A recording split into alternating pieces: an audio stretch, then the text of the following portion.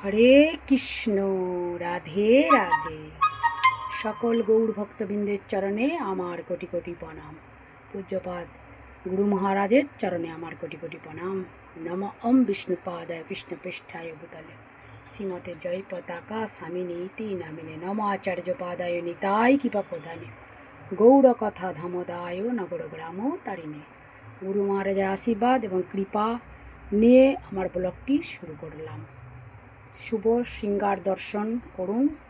গৃহমন্দিরে ফুলো সাজে গুরুদেব, গুরু পরম্পরা, প্রভুপাদ সকলকে দর্শন করে প্রভুপাতের গুরুদেবের কৃপা লাভ করুন। এবং দেখুন কত সুন্দর ফুলো সাজে আমার গোপু বাবা সেজেছে, কি ভালো লাগছে।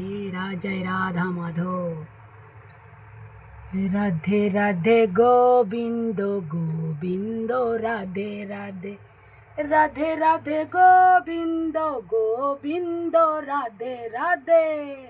প্রেম সে কहो রাধে রাধে গোবিন্দ গোবিন্দ রাধে রাধে, রাধে রাধে গোবিন্দ গোবিন্দ রাধে রাধে।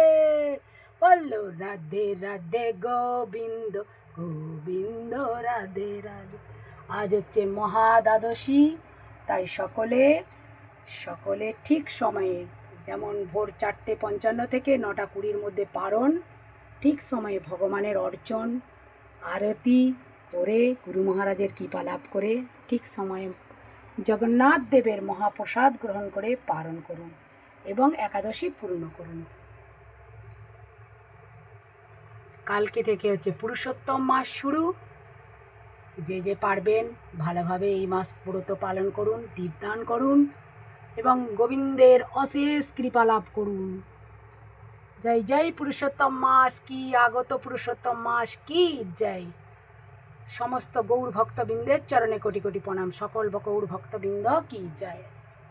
গোপাল কৃষ্ণ ভগবান কি জয়। নিতাই গৌর প্রেমানন্দে হরি হরি बोल। जय जय श्री राधे राधे श्याम। सबको मिले श्री বৃন্দাবন ধাম। এই বলে আমার ব্লগটি শেষ করলাম। যদি আপনাদের আমার গৃহমন্দিরে সুন্দর গোপু সোনার দর্শন ও গোপু বাবার কৃপা লাভ করার ইচ্ছা থাকে তাহলে চ্যানেলটি সাবস্ক্রাইব করে লাইক করে যাবেন।